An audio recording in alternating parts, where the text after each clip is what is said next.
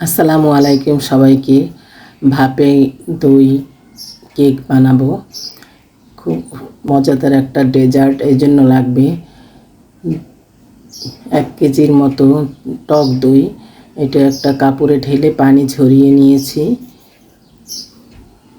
এরপর পানিটা ঝরানো হলে একটা বলে নিয়ে ভালো করে ফেটতে হবে দইগুলো। এরপরে দিয়ে দেবে কনডেন্স মিল্ক আর দিয়েছি এলাচ গুঁড়ো। এরপর আবার ভালো করে মিক্স করতে হবে। যখন ভালো করে ফেটা হবে এরপরে একটা বাটিতে একটু তেল ব্রাশ করে এর ভিতরে দইগুলো দিয়ে সমান করে দিতে হবে। এরপর একটা ফয়েল পেপারে ঢেকে একটা পাত্রে একটু পানি দিয়ে ঢেকে সিদ্ধ করতে হবে, বয়েল করতে হবে 15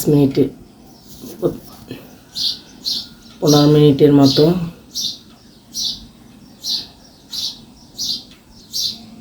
দেখেন হয়ে গিয়েছে।